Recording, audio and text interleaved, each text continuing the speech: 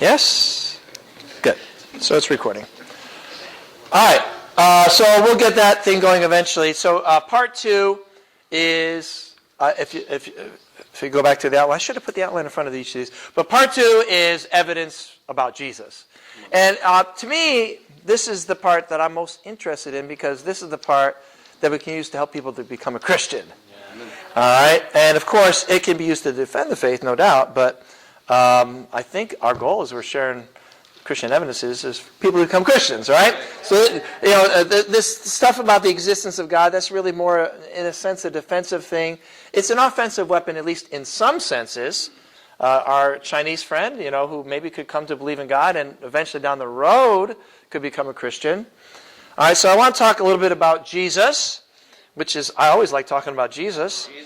All right, so we're going to be, there's going to be 3 main parts to this. The first part is going to be dealing with this question of who is Jesus. Okay? And so we're going to look at the claims of Jesus. And we're going to consider, oh good, it's up and going now. Great.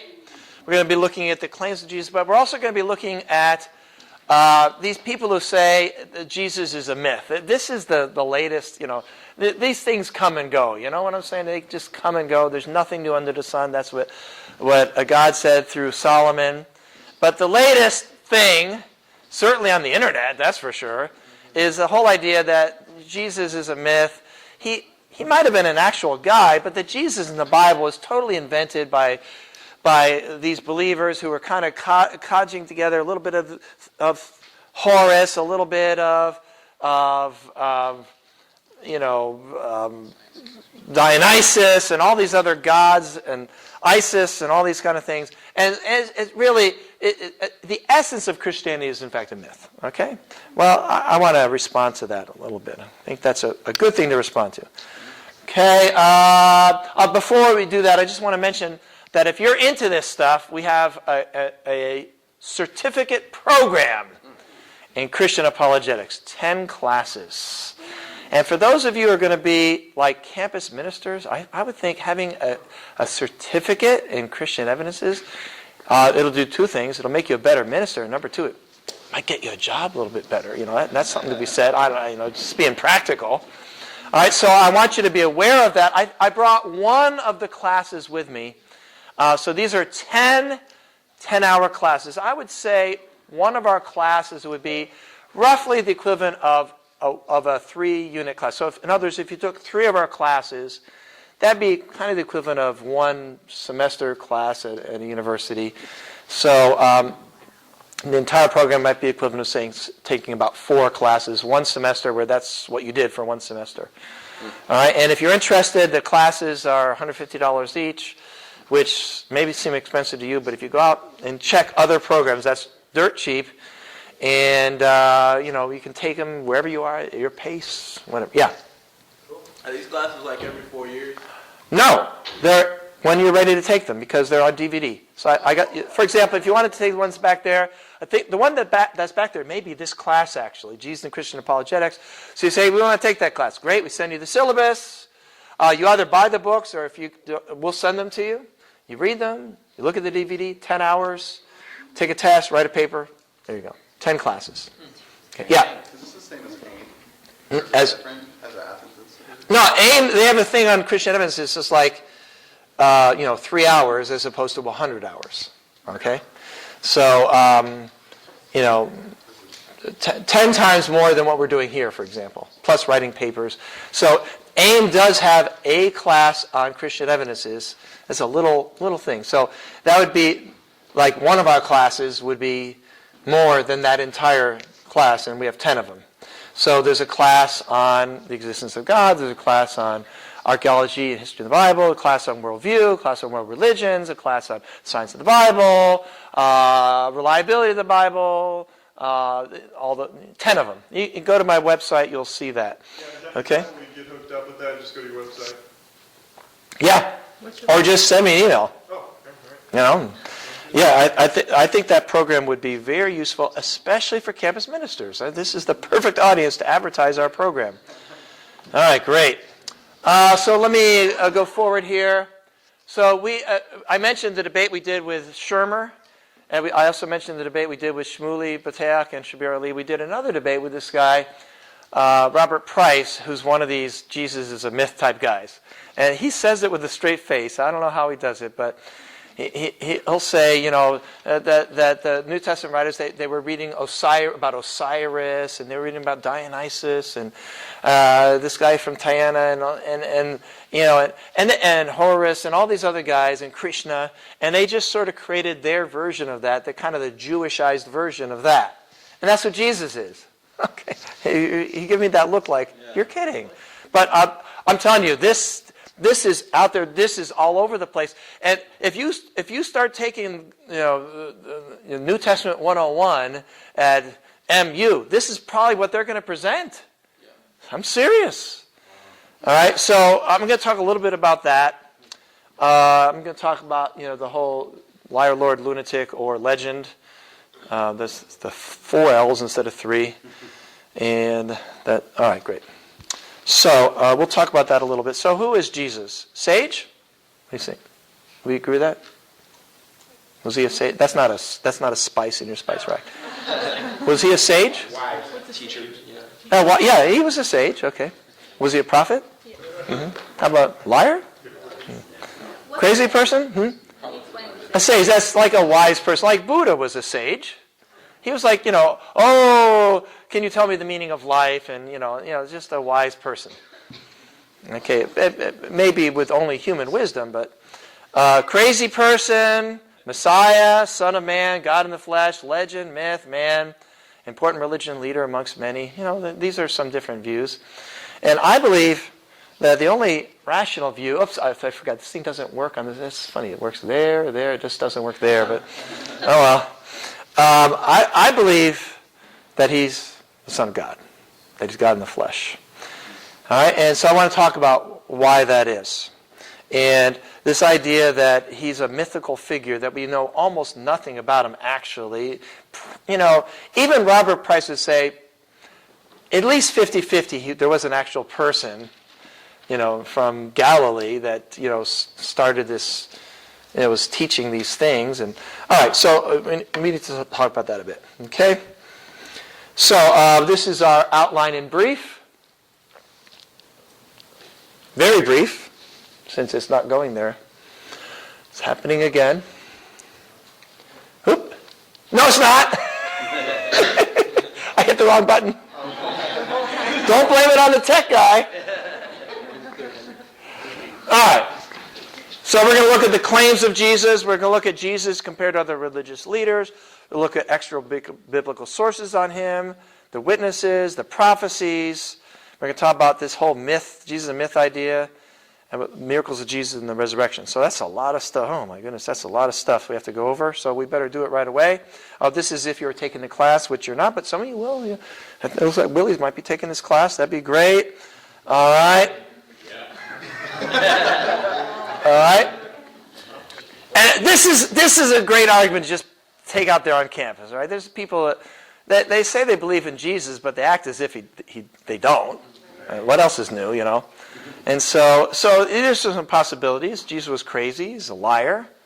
Or he's the Son of God. Those are 3 pretty different conclusions, All right? And the thing is, the average person thinks Jesus was a really great guy. In fact, one of the best ever. All right? But you have to understand, that's not rational. That's not rational. That doesn't make sense. To say he was a good guy. He was, Mother Teresa and Buddha and, and I don't know, Muhammad. He's a great guy. But if you look at what Jesus said about himself, that doesn't make sense. That's crazy. All right, so because Jesus says some things about himself that are off the charts. Yeah. And I suppose we could argue that he never said those, so that's why we have to talk about the reliability of the witnesses. We have to talk about what other historians, we have to establish, that's part of what we have to establish is that, it's reasonable to assume that what the Bible says he actually said. But if he said what the Bible says he said, than anything other than bowing and saying, away from me, I'm a sinful man. God in the anything short of that doesn't make any sense. In other words, the response of 99% of Americans to Jesus doesn't make any sense. All right? So we have to talk about the claims of Jesus. Now, Jesus made some pretty amazing claims. All right? He claimed that he fulfilled the entire Old Testament. Everything that was written in the Old Testament was about him. Well, we had a whole lesson on that yesterday. I don't know if it got recorded, but if it did, you might want to listen to that. It did get recorded. It's on Facebook. All right, so go there. All right, Jesus said, I'm the bread of life. Well, let's read John 8:46. That's a good one. John 8:46.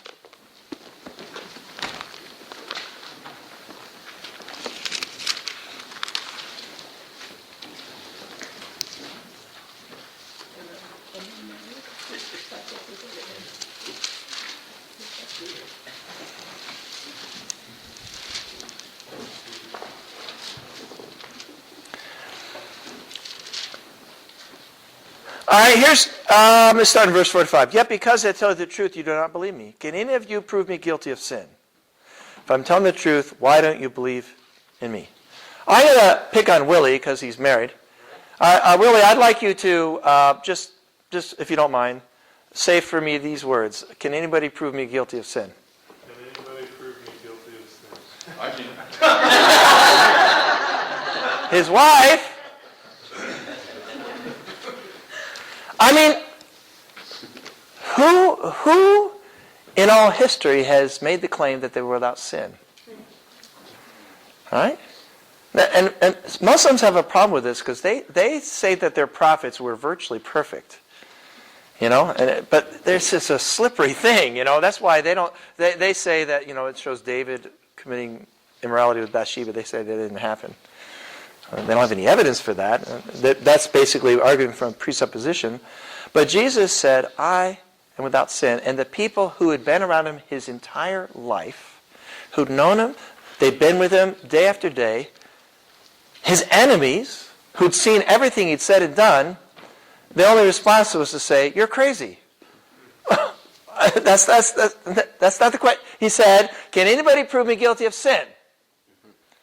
And the answer of everybody was silence or to change the subject.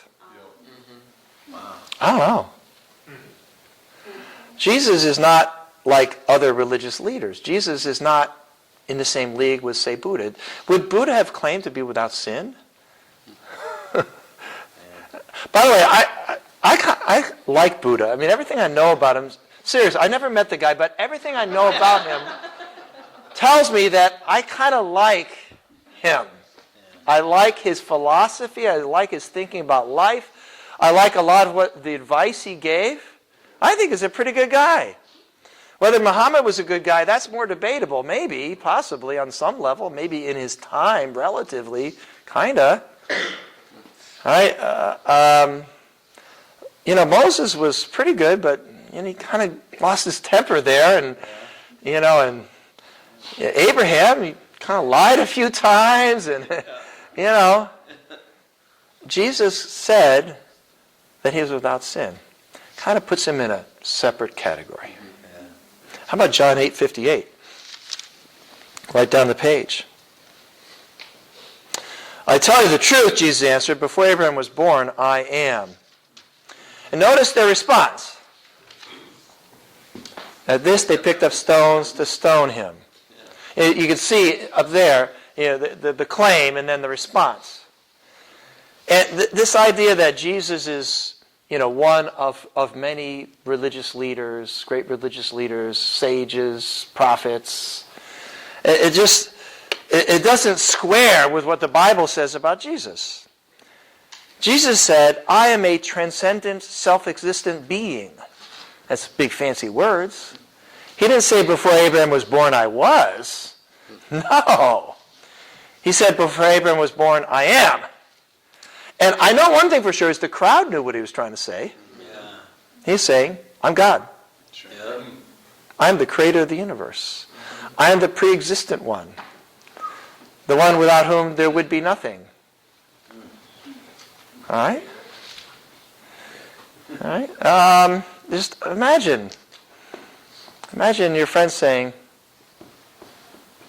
I'm God. Yeah. And you're laughing. And they're saying, excuse me, Where's my stuff? why are you laughing?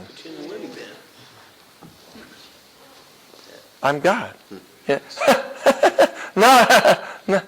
No, you see what I'm saying? Yeah. At this point, the guy is crazy. That's C.S. Lewis's liar, lord, or lunatic. When C.S. Lewis created that liar, lord, or lunatic argument, nobody had the nerve to even create the fourth alternative.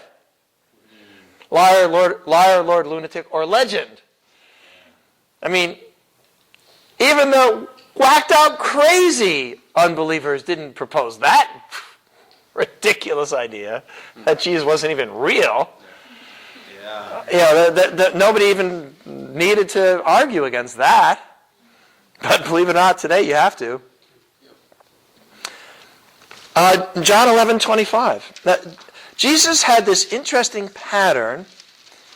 He'd make a claim which either is crazy or it's like, he's a liar, but a pretty strange kind of liar. I mean, why would you tell that lie since it's going to get you killed?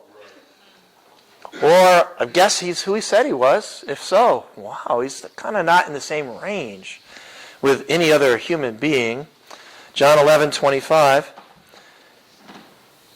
I'll start to verse 23. Jesus said to her, your brother will rise again. And Martha answered, I know he'll rise again at the resurrection at the last day. Jesus said to her, I am the resurrection and the life. He who believes in me will live even though he dies, and whoever lives and believes in me will never die. Jesus says, I'm the resurrection and life. Again, imagine your friend saying, I'm the resurrection and the life. Wow. Now, of course, we could deal with the question, did Jesus really say this? But these people said he did. And I'm going to talk about how reliable these witnesses are. Right? The fact that, if this was a conspiracy, it was sure an unusual conspiracy. And we were talking about your Chinese friend. Somebody mentioned, what about sharing with my Muslim friend? I do think that if you can get your Muslim friend to read this scripture and ask your Muslim friend, how do you feel about this? I mean, seriously, how do you feel about this? Jesus said, before Abraham was born, I am. Jesus said, I am the resurrection and the life. I mean, I'll tell you right now, Muhammad never said anything like this. Why not? Because they would have laughed him out of the building. Yeah. You know what's amazing? Jesus said this, and they didn't laugh him out of the building. Now, they tried to kill him, but they didn't laugh him out of the building. If Muhammad had said, can any of you prove me guilty of sin? blah, blah, blah, blah, blah, blah, blah, blah, blah. The guy lost his temper. It's in the Quran he lost his temper. And they try to explain it. John 14:6. I am the way and the truth and the life. No one comes to the Father except through me. And if Jesus said these things, then either he's crazy, but again, he doesn't show any of the signs of craziness. We know crazy people. I hate to go back to it, but I think I might have met one yesterday. But all right. Somebody has at least a somewhat tenuous grasp. But Jesus, the thought that Jesus did not have a good grasp on reality was something that nobody even thought of. He expressed himself very, very clearly. And, Jesus was crazy. That doesn't make sense. The idea that Jesus was trying to create this conspiracy is a lie to create a conspiracy. Conspiracy for what? To get killed. All right, great conspiracy. Joseph Smith's an interesting character. At some point, I try to understand that guy because at some point, I believe this. I really believe this. At some point, Joseph Smith realized that where he was going to get him killed. Yeah. And he didn't stop. That's interesting. He's the only religious character I know who could be described that way. Joseph Smith, he's an interesting character. I've got a book about Mormonism back there. Get a copy if you want. But Jesus was not crazy and he was not a liar. And yet he said, can anybody prove me guilty of sin?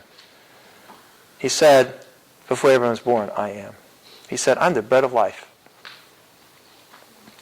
And he's the bread of life. I mean, Jesus is the bread of life in that he's the bread of life, and he's the bread of life. He's both. If you read that thing, he says both. I'm the bread of life, and I'm the bread of life. He said it with a straight face. And thousands of people believed it. Even the ones who walked away believed it. And they walked away because they believed it. And the ones who stayed because they believed it. And I think we need to confront people with Jesus. I really believe that. All the arguments, all this stuff. I think maybe just sit down with an atheist and read this.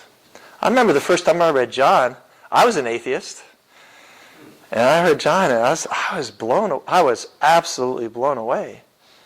I wasn't ready. It turned me towards God, and I kind of, that's a long story. It was a couple years later that I became a Christian, but so we're talking about Jesus and Joseph Smith and Confucius. You try to put them in the same group. Joseph Smith, if you know much about him, Joseph Smith and Jesus, trying to put them in the same category, it's like, that is ludicrous. Right. It is beyond ludicrous. Yeah. Would Confucius have said, before Abraham was born, I am? No, he was a government official. He just was trying to tell how to have a good government and how to have a peaceful society. And, probably most of his advice was actually pretty good advice. Okay? Or how about Baha'u'llah? The Baha'i. I got a fair number of emails from Baha'is, believe it or not. And they're trying to say the Bab is the reincarnation of John the Baptist and stuff like that. Lao Tzu, Taoism, Buddha. Can't read that. What's that cartoon say? I can't remember. Thank you for your drawing, Billy, but now we have to kill you. He drew a picture of Muhammad and a little arrow there. Some joke there. Moses. Would Moses have said before Abraham was born, I am? Would Moses have said, I'm the resurrection? No. So is Jesus a guru, a prophet?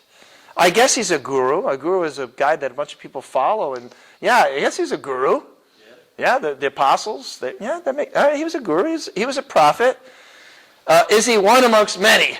No. We need to kind of get that out there. We need to get that out on campus. Who's Jesus? I think we should do some Bible talks on just who is Jesus. Amen. All right. Now, that does lead to the question of, put it this way: if the New Testament is describing what Jesus said accurately, then how could you not be a Christian unless you figure, these guys said, after Jesus raised Lazarus. These guys who went back and said, we need to kill him, did they believe that Jesus raised Lazarus from the dead? Yeah. That's why they wanted to kill him. Right. All right? They realized, you got to deal with this guy Jesus. That wasn't, they knew that. But their response was, kill him. That's rational, at least. The idea, I believe in Jesus, and, I might even go to church on Easter, That's a person who's not actually seen Jesus. So we have to talk a little bit about, so how do we know the things that are said about Jesus, they're actually true? So we could talk about some of the historical sources here. We have Tacitus. I don't know if I should read all this. Tacitus, who clearly said, yes, there were Christians. Yes, there was a man named Christus, a man named Christ, who was killed during the reign of Tiberius, who was killed under Pontius Pilate. So we know a few things about him from Tacitus. He was an actual person. He was a Jew, lived in Judea. He lived and was killed by crucifixion under Tiberius. So we got some information there. Okay, Josephus. Now the problem with Josephus is there's a quote from Josephus, which is a pretty good quote. You see the yellow stuff? What happened was there was what's called an interpolation. To interpolate is to take something and kind of fill in the gaps, essentially. But in this case, there were no gaps.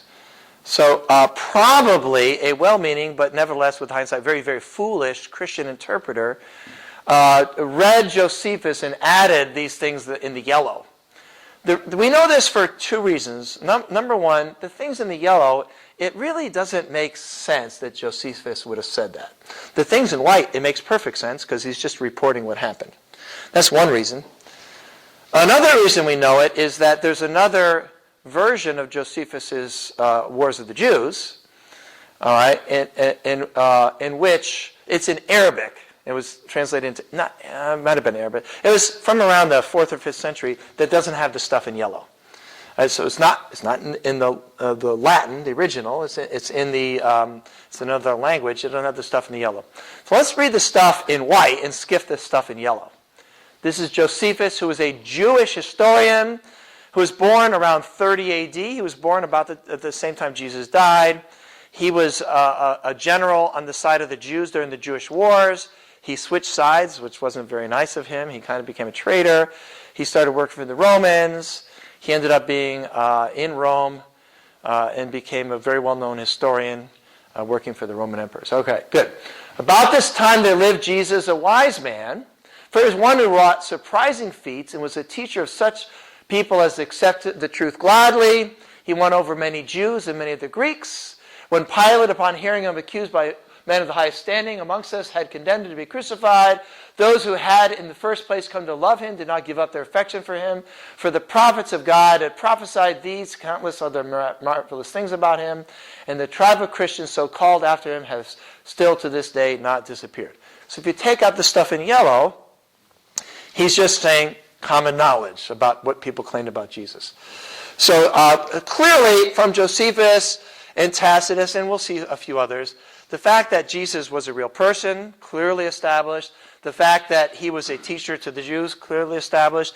The fact that at the very least it was claimed he worked miracles. Whether Josephus is saying he worked bona fide miracles is perhaps debatable, but clearly he's reporting that everybody knew they claimed he worked miracles. That's well established. Where he died, when he died, and how he died are all established by outsiders. Yeah? Was Josephus considered to be accurate with all the rest of his...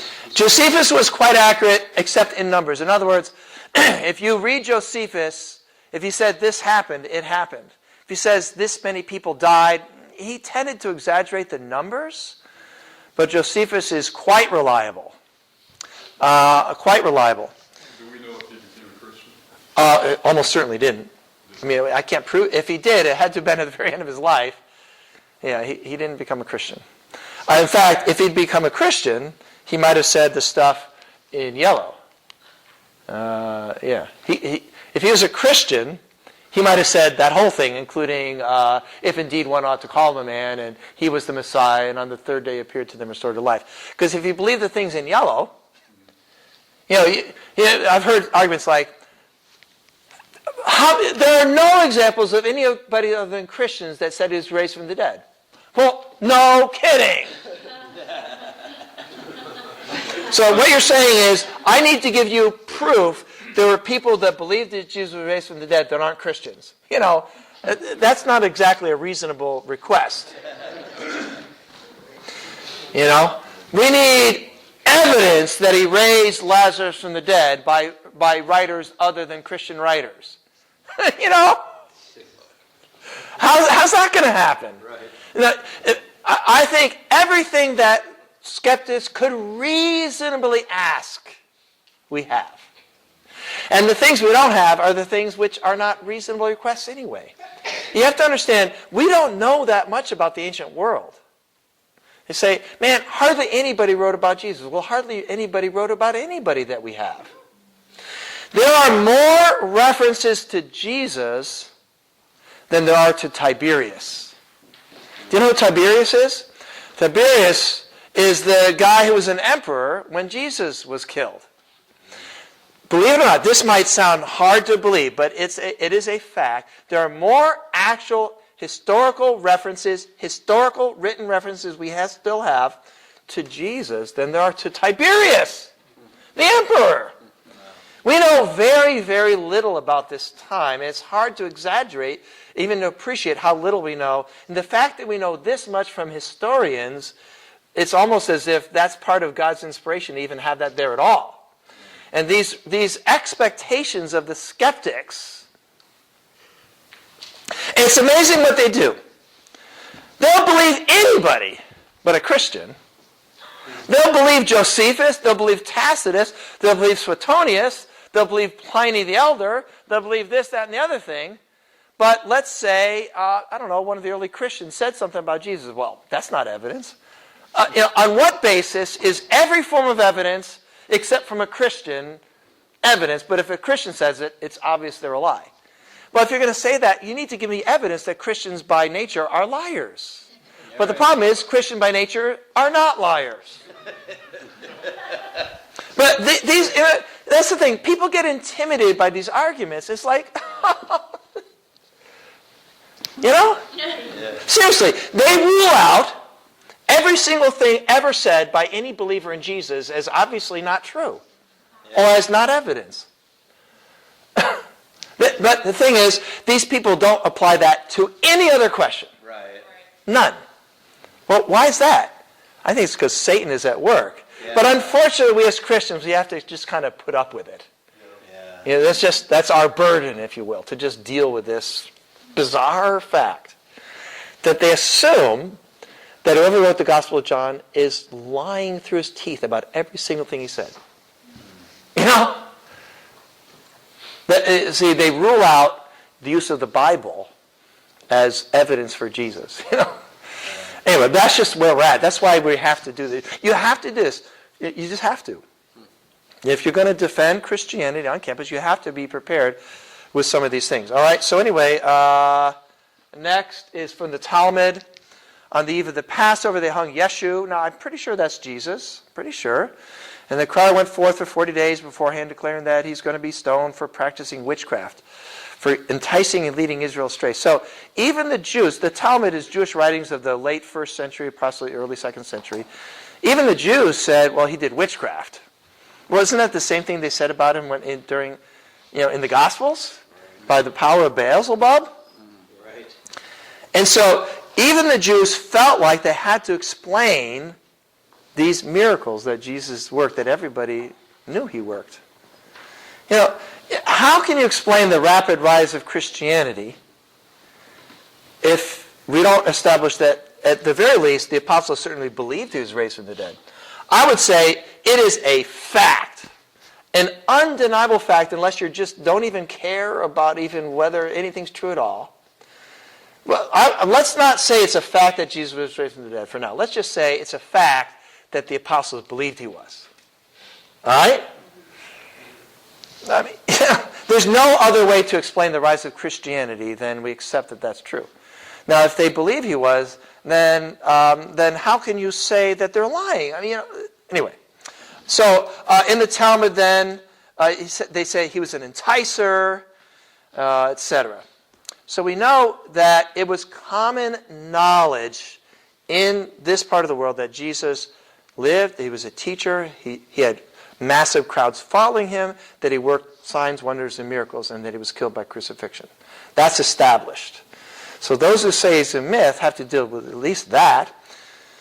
Anyway, Suetonius, as the Jews were making constant disturbance at the instigation of Chrestus, he expelled them in Rome. Not a whole lot from Suetonius, a little bit. Lucian of Samosata, a little bit more. Not a lot of new information from him.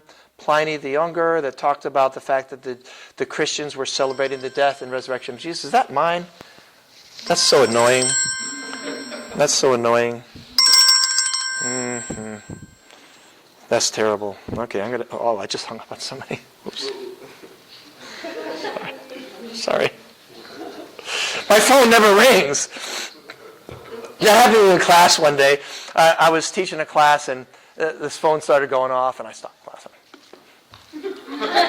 Kept going off. And I'm like, oh, oops. So I give everybody one. All right, Pliny the Younger, who talked about the fact that these Christians lived amazing lives and all this kind of stuff.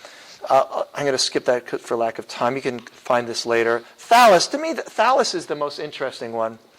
We know of him only from a 3rd century Christian historian named Julius Afcanus.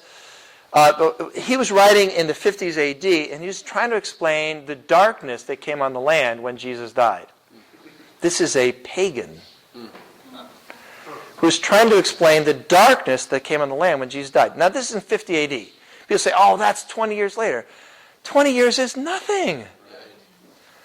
I mean, I purposely didn't point out that I knew you when you were a little kid, Willie, but I'm pretty sure, I'm pretty sure that my memory is still good enough that, yes, it's true, I did meet him. Yes, I haven't seen his parents for 20 years, but I remember meeting his parents. Do you think I made that up or something? 20 years is nothing. People say, oh, the gospel was written for ages after Jesus died. No, they're written 30 years later. I remember being in graduate school. That was 35 years ago. I'm pretty sure that my memory of that is, more or less intact. This idea that they couldn't have written an accurate account 30 years later, do you realize how foolish that is? And that's what they're claiming. It's a myth. The idea that they could have written this book describing all the miracles that Jesus did and have published it widely in the same area where he lived, and people would not have said, hold on a minute. Right. That defies common sense, and that's what these people believe. Anyway, so basically what this guy Thales said is, the reason it turned dark at midday is because there was a total eclipse of the sun. Now that tells me a couple of things.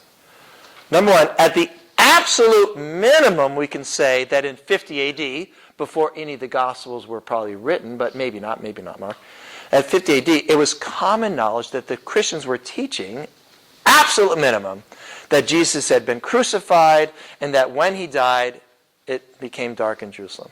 Now, whether we can say it proves it happened or not may be debatable. What we can say is, in the year 50 AD, a pagan, this knowledge was so widespread that a pagan felt like he needed to write something explaining, and he says it was a total eclipse. There's a problem with that. One thing we can say absolutely for sure, there was not a total eclipse in Jerusalem in 30 AD on April whatever, nowhere near. I mean, that's fact, because scientists can calculate every total eclipse of the sun that's happened in the last 50,000 years, can tell you exactly where and when. All right, so his explanation is not right. But isn't that sort of cool? Yeah. Thales. I mean, we have established by a pagan that at the very least the darkness happened, or either that or these people believed it, even though they were there, they made it up or some. Talk about a mass hallucination. That's really a mass hallucination. All right, and obviously there were many, many thousands of Jews in Jerusalem that also experienced it. Some of who weren't believers, and you know how it is with liars. Have you ever known somebody who's a pathological liar? Yeah, those people are hard to deal with, man. That's really tough. But anyway, what they do is they give you as little information as they possibly can, right? So they kind of leave room, because they're practices. They give you as little information as they can, so that when you start asking them questions, they can kind of change their story and adapt it, so they kind of drag you along and drive you crazy. But that's not what the gospel writers did. They gave stuff like 30 pieces of silver. 30. How many? 30. Yeah. And there's all these details which are not even obviously necessary to the story that are there. The reason they're there is because that's what happened. That's why they're there. But the thing is, if you were to make up a story 1,000 years later and put this in, how would you know? But I'm saying these things were being publicly declared in front of tens, hundreds of thousands of people even, within 10, 20, 30, 40 years of the original. And I'm sorry, but if you think people forgot what happened 40 years ago, I'm sorry. I'm 58 years old, but I lived in Monroe, Connecticut when I was born. That is accurate information. All right? It's as reliable as the fact that you're sitting there right now. You know what I'm saying? Anyway, so the idea that Jesus is a myth and that the entire story about his miracles and his resurrection was made up 50 years later by a bunch of people trying to create a story to get people to believe in a religion that they're all getting killed for. Right. That is absurd. Right. And don't be intimidated by this stuff. Do not be intimidated. Yeah. It doesn't make any sense. Are these witnesses reliable? Well, we know James got killed because Josephus mentioned it. James, the brother of Jesus. Yeah. Now, if Jesus was a liar, I mean, his own brother believed that he was the Son of God, that he was God in the flesh. We know that. Wow. Yeah. How do you know that?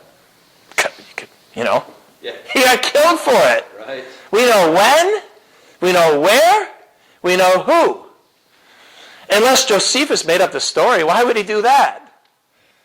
Okay? James, the brother of John, was killed. Peter and Paul. Now, you know, Eusebius was a Christian historian from the early 4th century. And he reports that all the apostles were killed and how, and except for John. You know, I would say probably those stories are true. Why would he make them up? But I would say from a clear-headed perspective, we could say that probably that those, I wouldn't want to bet my life on all those, but I would bet my life that Peter and Paul were killed in Rome. The evidence for that is overwhelming. There's almost no doubt about it. And by the way, probably Peter is actually buried beneath St. Peter's Cathedral in Rome. It probably is. I would bet it. I would bet 90% at least that he is actually buried there, you know, for what it's worth. But here's the point. So the people who say that these guys made up this story, made up the fact that Jesus is God, that he was raised from the dead, that he said before everyone was born, I am, and all this stuff. These people, they're claiming that these people were lying about the whole thing. So this guy got killed, and they're thinking, all right, man, our leader's gone. All right, so here's what we're going to do. We're going to steal his body, and we're going to create this story that he said these things. He didn't really say it, but, you know, we want to have a nice religion. We get a lot of people to follow us, because then we're going to be rich, and we're going to have people saying great stuff about us, and, you know, we'll have big houses, and, you know, and we'll get on the television, and people will send us money. It didn't quite work that way, did it? They all got killed. In fact, these supposed conspiracy people who made up this thing, they spent the rest of their life in fear of death at any moment. Yeah. How many of them later said, oh, I was just kidding? You know, if you read a Book of Mormon, there are those three, you know the three witnesses? If you read the Book of Mormon, at the beginning of the Book of Mormon, they have the 3 witnesses, and then they have the 10. Those 3 guys all apostatized from Mormonism. All 3 of them. Under how much pressure? Not as much pressure as the apostles got, I'll tell you that. Although, to tell you the truth, there was a fair amount of pressure. The Mormons were pretty persecuted. All right? And then I think it's the 10, I can't remember, it's in my book, I think 8 of those 10 also apostatized from Mormonism. All right? And I'll tell you this. If any of the apostles had later on said, oh, we're just kidding, they would have been paraded everywhere. I'm telling you, if there was a single example of even one person who said later on, I was there in that room when we made up that conspiracy, we were just kidding, then they would have been paraded everywhere. Yeah. But there weren't any. Right. So I believe these are reliable witnesses. You're saying whoever wrote the Gospel of Matthew made up the whole thing and he's a liar. Okay, all right, fine. Okay, that's a premise. Now give me a reason to believe that. Yeah. Give me some evidence that the apostles were anything other than the New Testament portrays them to be, which is people are convinced that Jesus was the Son of God, and that they gave their lives forever. So these people are trying to get you to believe something that just doesn't make sense. I believe that these are reliable witnesses. And if they weren't reliable witnesses, but the problem is there's lots of witnesses, and they're all saying the same thing. So maybe one of them wasn't reliable, but they're saying the same thing, and it's kind of cool. We have 4 Gospels, and the 4 Gospels, people go after them because they report different details, therefore they're contradictory. First of all, they're not contradictory. What they are is they're complementary. Yeah. The reason they're different is because you have different witnesses. I was a juror in a trial, and this guy had, stabbed his sister with a knife. It was a pretty bad situation. And we all these eyewitnesses, they came in and they told their stories. And one person said this happened, the other person said that happened. And as we're listening, it's kind of confusing in a way. But then at the end of the day, you added up all their stories, and they made a complete story. It's kind of they didn't contradict. They just saw different things, reported different details. In fact, if their stories agreed, well, that would tell me one thing, which is they colluded. Right. So the fact that their stories did not agree exactly made their stories more believable. Well, that's exactly what we have in the gospel. Yeah. It's exactly what we have in the 4 Gospels. Because if they said the same thing, then why even have 4? Right. Great point. And if they said the same thing, we would know one thing, which is there was really just one source, Yeah. but there's 4 different sources. And now Luke is a little bit different because he was interviewing eyewitnesses. All right, Matthew and John were eyewitnesses. Mark probably may have gotten his information from Peter. All right, and then the embarrassment factor. If the apostles were eyewitnesses, were making up a story. Let's say you're making up a story. Let's say you're Peter. And you're going to present the story, and you're not going to make yourself look like a total idiot. Right. I mean, these apostles, they were, you have to shake your head. Right. And they were written in a time and place. I mean, it is a fact that the Gospels were distributed in Jerusalem when many of the people who were there when Jesus lived were still alive. 70 A.D. All right?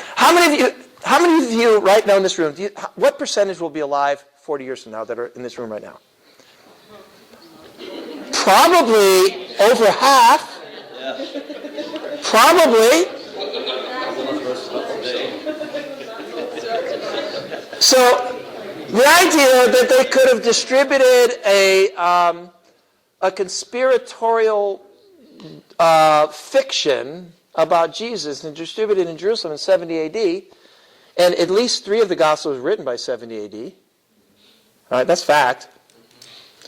All right, and the idea that they could have written that, people would have not remembered well enough to point out, wait a minute, that didn't happen. Yeah. Anyway. 1 Corinthians written 55, Galatians written in 49. Mark was written probably by 60 A.D., I believe it was. Certainly by 70, that's for sure. And people say, well, obviously, Matthew wasn't written until after 70 A.D. because it reports a prophecy of the destruction of Jerusalem. That's circular reasoning. All right, you got that? Same thing with Daniel. They say, obviously, Daniel was written after 167 A.D., but that's circular reasoning. In other words, the reason they say we know that Matthew was written after 70 A.D. is because it reports the prophecy of the destruction of Jerusalem. But that argument only works if you have the presupposition that the Bible can't be inspired by God. But the fact is, all the evidence says, no, it's before 70 A.D. So why do they ignore that evidence? Well, there you go. And again, we shouldn't be intimidated by these people. How about Luke as an amazing historian? Let me see here. Compared to the Book of Mormon. Was that slide up there? Maybe it wasn't. Sorry about that. Galatians in 49 A.D., 1 Corinthians 55. And by the way, even the skeptics agree with these dates, by the way. These dates are coming from the people who hate Christianity and don't believe in Jesus. They'll tell you. I had somebody send a question to my website. How do you know Paul lived? You know? But Paul is probably a fictional character. I mean, I'm telling you, even the most radical skeptics who hate Christianity, hate the Bible, and don't believe in God, they say, well, obviously Paul lived. Right. How could he even ask that? All right, let me see. Next. Ramsey. This is Ramsey about Luke as an amazing historian. I'm going to skip that. It's too much information. All right. So let's talk about messianic prophecies. Let me. I think what I'm going to do is I'm going to skip the messianic prophecies for now. Don't worry, I'm going to do them. Maybe. Oh, yeah, there we go. Yeah, they're towards the end. Oh, maybe what I could do. No, I'm going to skip the messianic prophecies for now. All right, just because. Okay. Oh my goodness, I just went through 70 slides, so I'm in trouble here. So let's just say this for now. The messianic prophecies, those are pretty good evidence for Jesus. We'll skip it for now.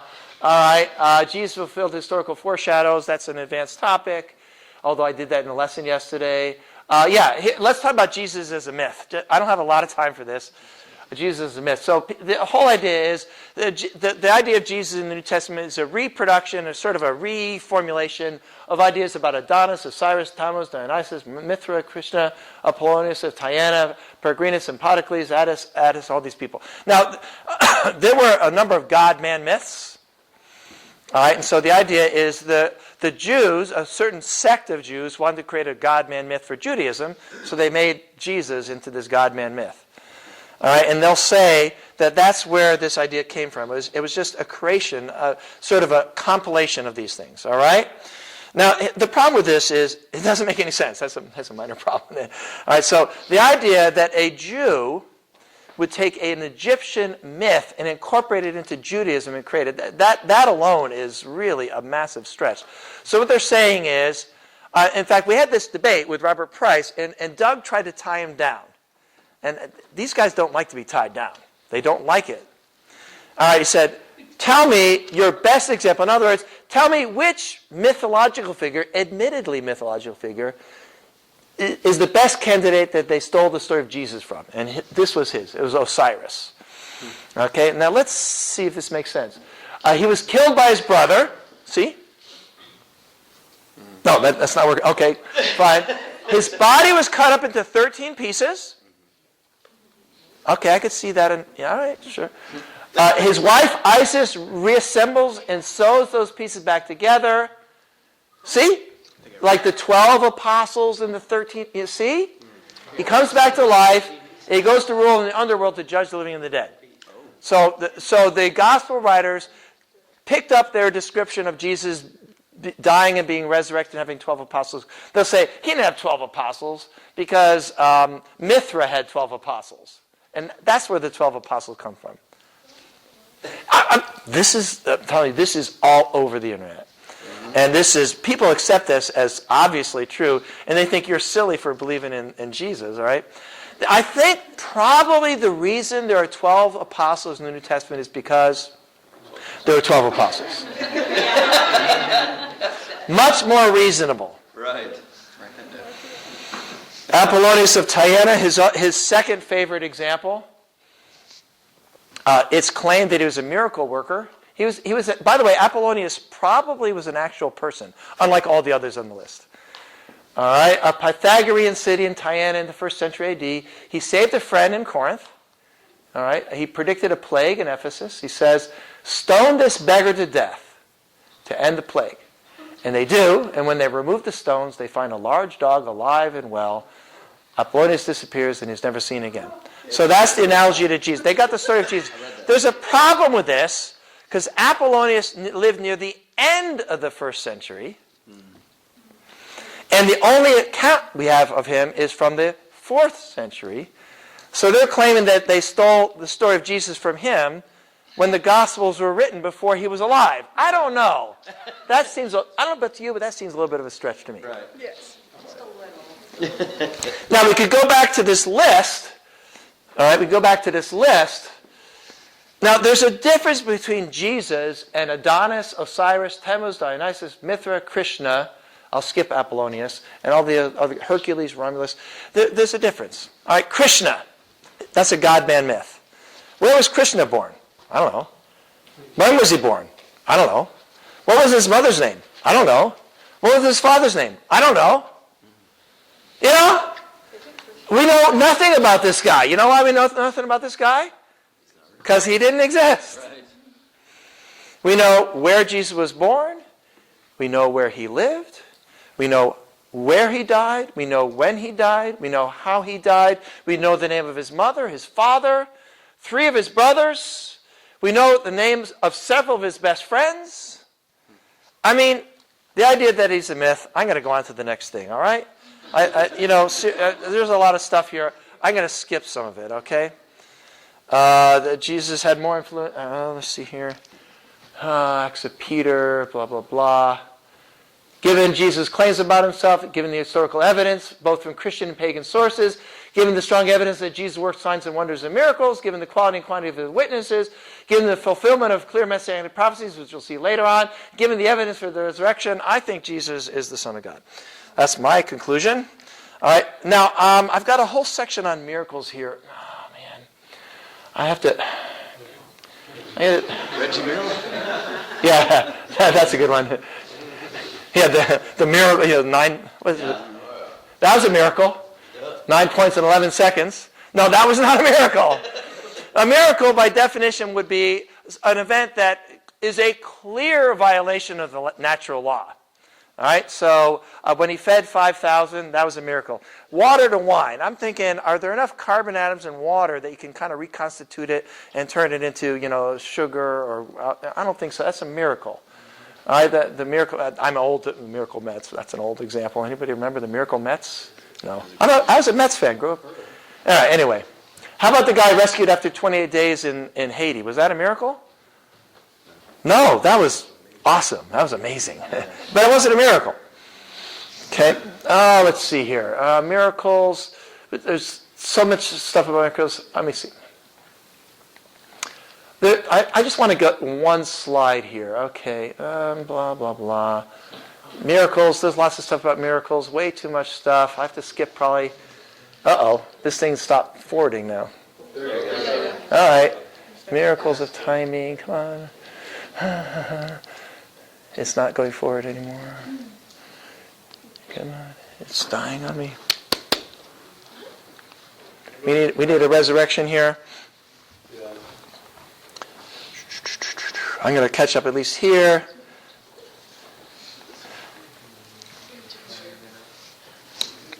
Working it. All right.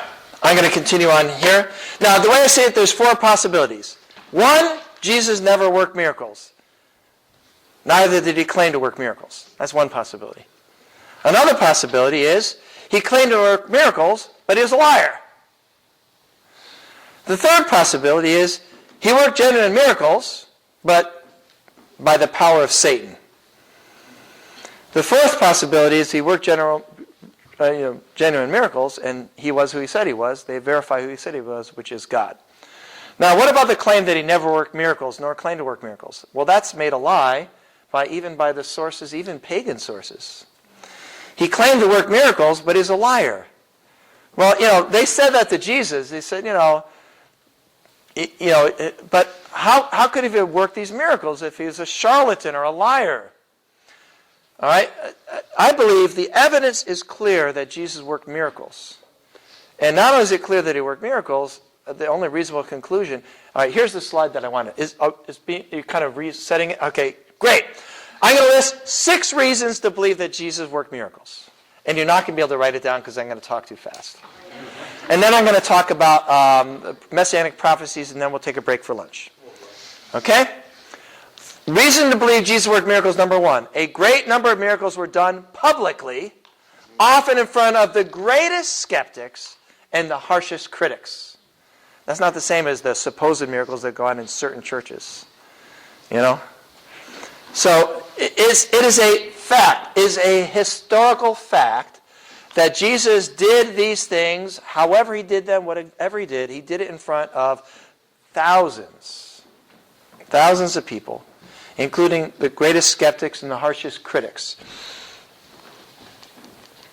Okay? Number 2, there were tens of thousands of eyewitnesses from every background to these events. Number 3, the apostles openly proclaimed that Jesus worked miracles to a great variety of people during the lifetime of those who could have refuted the claims. Number 4, both Roman and Jewish histories report at least the general fact that Jesus worked miracles. Number 4, the Pharisees and rabbis did not deny the miracles, but instead tried to explain them away. And number 6, those who record the miracles as eyewitnesses have every appearance of being credible. I think I've established all of those. All right, now let me. I've got a bunch of stuff on the miracles I just don't have time for. I'm going to skip down to the messianic prophecies. Okay. So, is it working yet? It is. Seems to be, maybe. Yeah. All right, could you skip me down about 78 slides so I don't have to go one at a time here? Yeah, It's going to be near the bottom. Okay. Like, you could almost go to the very end and come back up about 20 slides.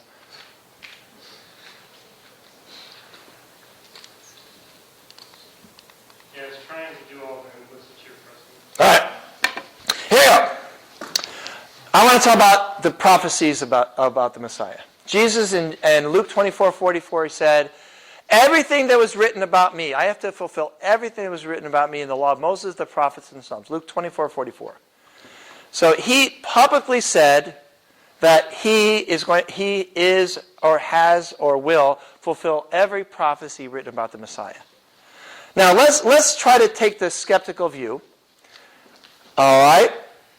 Let's try to take the skeptical view here. All right?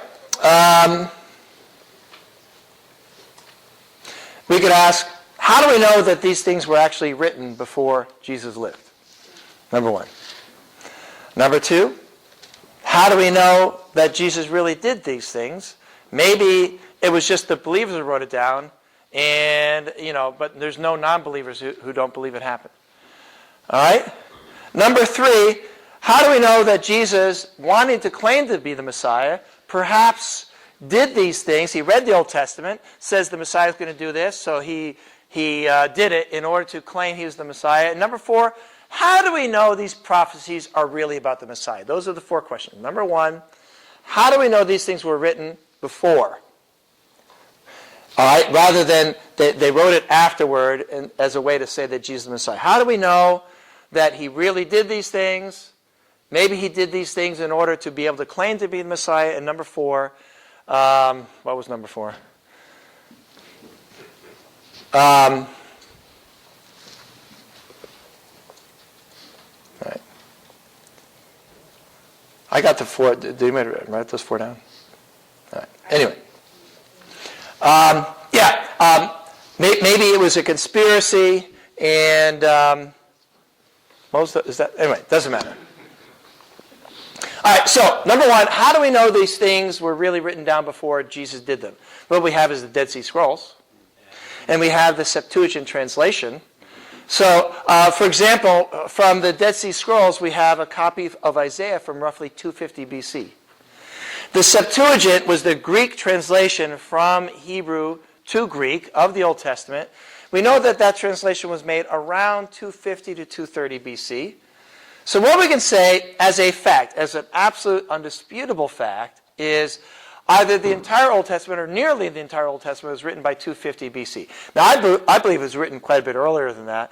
But what we have is the undisputable fact that the Old Testament was written hundreds of years before Jesus was born.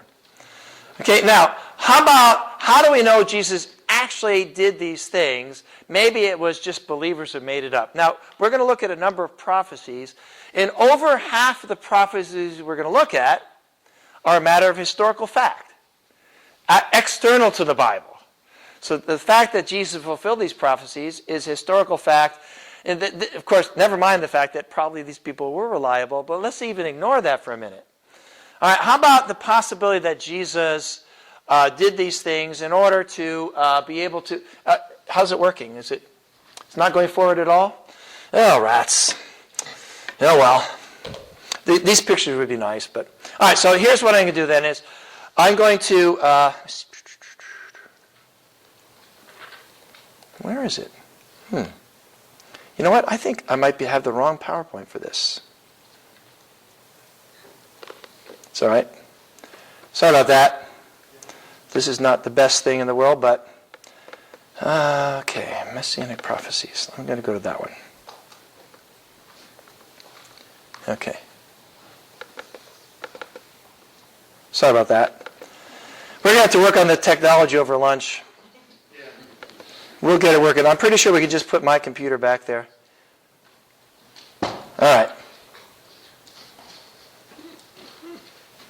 So pretend there's this awesome picture of the Qumran cave number 4.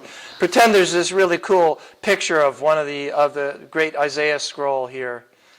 All right. How do I know these things really happen? We already saw Josephus reporting the death under Pontius Pilate, etc. All right. Fine. So let's go to Isaiah 53, 1 through 13. Isaiah 53, 1 through 13.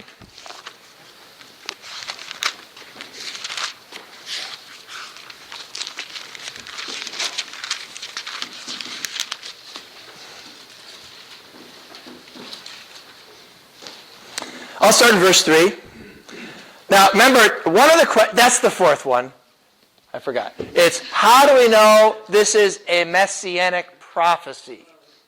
In other words, how do we know that the Christians are not reading the Old Testament and saying, I don't know, they're kind of looking around to find parallel. All right, that thing. All right, we're going to say that's about the Messiah, and Jesus did it. There you go. Okay, the best way to know this is to ask, did the Jews before the time of Jesus say that this was a prophecy of the Messiah? We know that the Jews themselves said Isaiah 53 was a prophecy of their Messiah, as with Micah 5, as with several of the others we're going to look at here.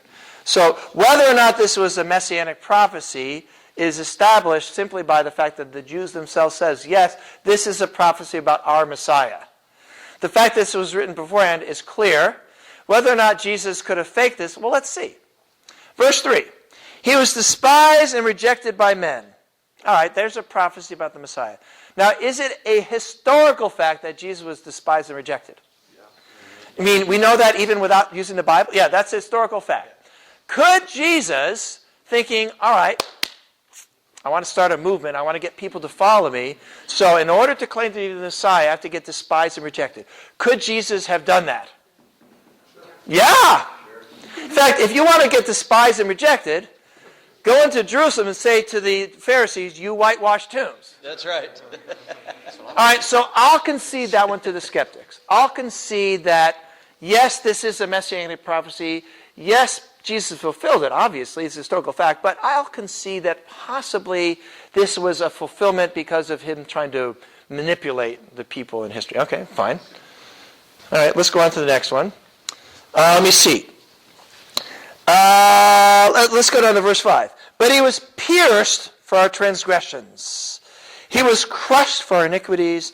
The punishment that brought us peace was upon him, and by his wounds we were healed. All right? Now, we do know that Jesus was crucified. All right? Could Jesus have arranged that? And then we'll go to Psalms 22. Could Jesus have arranged that? Could Jesus have arranged to get crucified? Well, that's kind of challenging.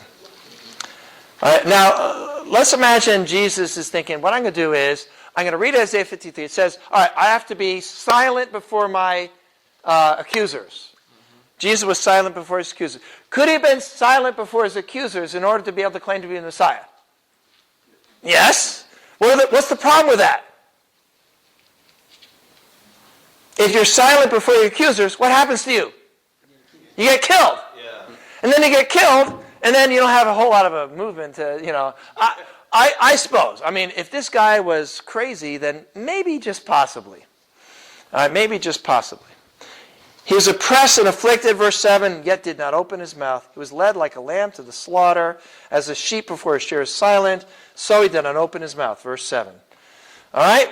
Now, if all we had was Isaiah 53, 1 through 13, maybe, possibly, the skeptic could have some grounds for defending not that Jesus didn't fulfill the prophecy, but that maybe he was doing it in order to sort of be able to start a movement and claim he's the Messiah. Okay, I'll concede that one. What about Micah 5, verse 2? Micah 5, 2. Micah 5, verse 2.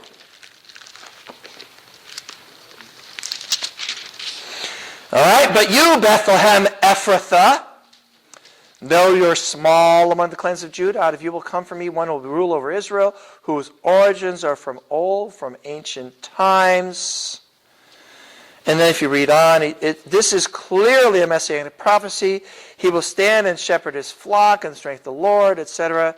The Jews throughout time have agreed this was a messianic prophecy. In fact, even during the time of Jesus, they told him that the Messiah had to come from Bethlehem. Now, where was Jesus born? Bethlehem. How do we know that? Well, that's a fact. That's a fact of history. Now, remember, one argument is Jesus is trying to arrange to fulfill the messianic prophecies. So one of the things he's got to do is he's got to make sure he gets born in Bethlehem. Now, could Jesus have arranged to have been born in Bethlehem? No. Well, the answer is yes, if he's God. But that kind of messes up their whole argument. Okay? So that's a little... By the way, there are two Bethlehems. There's the larger one, and then the smaller one, Bethlehem Ephrathah, the one that Jesus was born in. How about Isaiah 9? Here's where I really, really wish that this thing was working. I mean, I'll hold up my computer. That's terrible, but... All right, Isaiah 9. Isaiah 9, verse 1. Nevertheless, there will be no more gloom for those who are in distress. In the past, he humbled the land of Zebulun and the land of Naphtali. But in the future, he'll honor Galilee of the Gentiles by the sea along the Jordan. And you go on in verse 6, it's talking about wonderful counselor, mighty God, everlasting Father, Prince of Peace. Basically, what he's saying is the Messiah is going to come from the land of Zebulun and the land of Naphtali. Now, you'd have to have one of these Bible maps. It's a lot better to have the map up on the screen. But if you go to your Bible maps in the back, I don't know. Here you go. Zebulun and Naphtali. Those are up there by the Sea of Galilee. And if you look where Zebulun is, if you look where Naphtali is, if you then look at a map of Israel during the time of Jesus, guess where Nazareth is? It's right on the border between Zebulun and Naphtali. So it's interesting. If you want to be the Messiah, you have to be born in Bethlehem. All right? But you have to come from the region of Zebulun and Naphtali, kind of near Nazareth there. All right? All right, how many people, anybody here qualified? In fact, how many people living today, on the earth today, were born in Bethlehem, but actually came from the area of Galilee, the west of Galilee, there between. Not too many qualified on that grounds. Of course, in order to claim to be the Messiah, you also have to get pierced. You also have to be silent before your accusers. All right? And you also have to be despised and rejected. And some of you are saying, well, despised and rejected, I got that one covered. All right? Got that one covered. The possible candidates are getting pretty small here. Psalms 22. By the way, I know some of you are familiar with these arguments. This is not brand new for some of you. I understand that. It's still pretty cool arguments, though. All right, Psalm 22. The fact that it's tried and true doesn't mean it doesn't work. In fact, that's part of why it's tried and true, because it works. Psalm 22. Now, this is a messianic prophecy. I would say it's a fact that Isaiah 53, Micah 5, and Isaiah 9, those are messianic prophecies. The Jews would agree with that themselves. That Psalm 22 is a messianic prophecy is not quite as much of a slam dunk, but let's read it. All right, let me see. Verse 15, my strength is dried up like a potsherd. My tongue sticks to the roof of my mouth. You lay me in the dust of death. Dogs have surrounded me. A band of evil men have encircled me. They have pierced my hands and my feet. I can count all my bones. People stare and gloat over me. They divide my garments among them and cast lots for my clothing. All right. Now imagine you're David writing 1000 BC. All right? They've cast lots for my clothing. The bands of evil men have encircled me. Well, I guess that happened to David. They pierced my hands and my feet. I try to imagine David writing this down and kind of going, what did I just write? They pierced my hands and my feet. Okay. I can count all my bones. Why did I just write that down?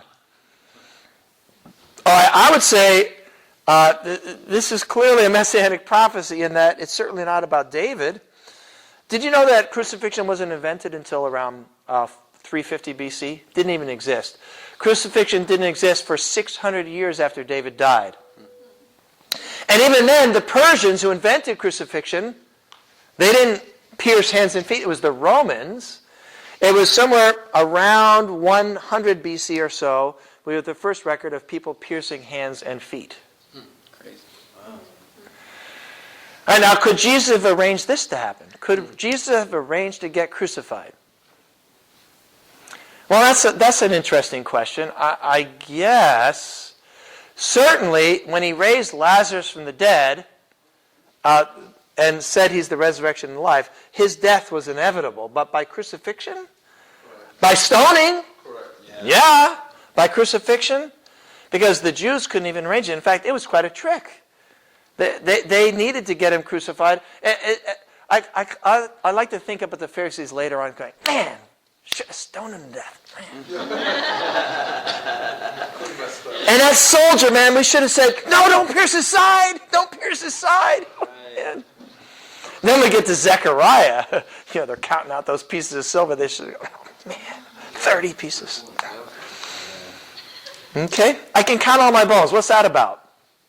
Well, John 19 describes that they wanted to end the crucifixion because it was the eve of the Passover. They broke the 2 legs. They didn't break Jesus' legs. By the way, the Jews, when they eat the Passover, they still don't break the bones of the lamb. All right, for the same reason, as a prophecy. It says, they divide my garments among them and cast lots for my clothing. That's John 19, 23 and 24. Now, which is it? Did they divide the garments? One for you, one for you, one for me? Or did they gamble? Which is it? Both. Now, I'll admit that that's only recorded in the Gospel. It's not recorded by anybody else. But again, liars don't give such details that can be easily disproved by the dozens of eyewitnesses. And unless you can give me reason to think that John is flat out lying, I believe it's actually true. I think the reason John wrote it is not because he didn't believe in Jesus. Really? So you think he wrote that because he didn't believe in Jesus? Because he's a liar and he's trying to, get lots of money and fame and fortune? So, for himself? No, I think he wrote it because it actually happened. All right? Let me see. Next. How about Zechariah 11, 12 and 13? Zechariah 11. Hosea, Joel, Obadiah, Jonah, and Micah, Nahum, Habakkuk, Zephaniah, Haggai, Zechariah. There you go. Right before Malachi. And we're skipping a lot of these. They're all over the place. I still find new messianic prophecies I'm reading all the time. Zechariah 11, 12, and 13. Here we go. So I told them, if you think it best, give me my pay. But if not, keep it. So they paid me 30 pieces of silver. How many? 30. You sure it's 30? It's not 29? It's not 31? It's not 46? It's 30. Why 30? I don't know. 30. Now, how many pieces of silver did Judas get for portraying Jesus? 30. How do we know that? The reason we know that is because the Pharisee said it. It wasn't a future Christian. Well, actually, Josephus was there, probably, I guess. I mean, put it this way. If it wasn't 30 pieces, then they certainly wouldn't have put it in the New Testament. Right. That would have been a foolish plan. We'll put it in 30 because, again, the skeptics say they made that up. They made that up. But if they made it up when most of the people who were there in the room were still alive, that could have refuted that. So, no, I'm sorry. It was 30 pieces of silver. All right. The handsome price at which they priced me. Let's read on here. The Lord said to me, throw it to the potter, the handsome price at which they priced me. So they took the 30 pieces of silver and threw it into the house of the Lord to the potter. Now, you know the story, right? Judas came in. He basically was repenting in his own way. He didn't fully repent, unfortunately. He realized it was a mistake. It didn't work. He's trying to get Jesus to rebel, but he didn't. Instead, he got killed. So he throws the money in there. They say, we can't take that money. And what do? They bought the potter's field. Now you could say, well, they just made that up so that it'll fulfill Zechariah 11. That doesn't work. Because that would mean they're putting a detail in there that can obviously be proved wrong by dozens of eyewitnesses. In fact, the potter's field was there to that very day, like he said. But the last one, and then we'll break for lunch, Daniel 9. Daniel 9, starting in verse 24.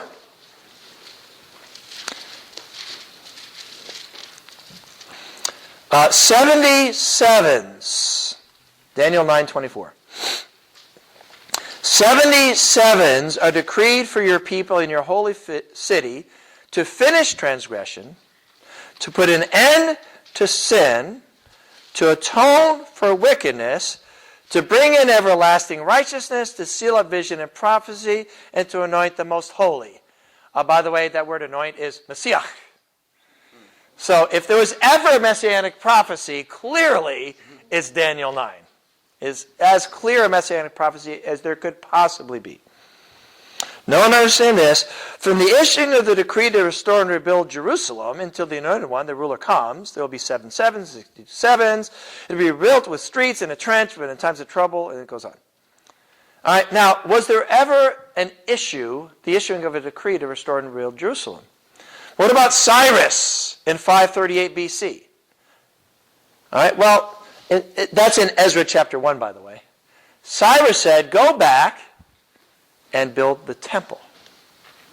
And then in 517 BC, also in the book of Ezra, Darius said, go back and build the temple, because they hadn't built the temple. Then in Ezra chapter 7, in verse 12, there's the decree of Artaxerxes to go back and rebuild Jerusalem. So we have a record in the Old Testament, all right, historical record saying, go back and rebuild the city of Jerusalem, 458 BC. Now, 70 times 7, we have a math major here. Can you do that? 70 times 7? 490. 490, okay. So let's subtract 490 from 458. We get negative 32. All right? In other words, 32 AD, right? No, wrong. Because there's no year 0.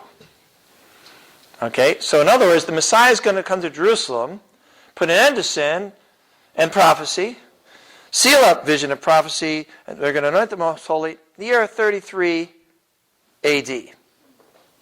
Oh, well, no, not exactly. If you read the prophecy carefully, it says after, let's read it a little bit more carefully. It says, after 7 sevens and 62 sevens. In other words, after 69 sevens, during the 70th, in other words, during the last week, somewhere between 26 AD and 33 AD, in fact, exactly in the middle of that, because Jesus was killed in 30 AD. So if Jesus wanted to claim to be the Messiah, he had to come into Jerusalem and get killed in about 30 AD. In fact, if anybody wants to claim to be the Messiah, they have to get born in Bethlehem. Okay? They have to come from Galilee in the region near Nazareth. They have to get despised and rejected. They have to be silent when they're being accused. They have to get pierced and crucified.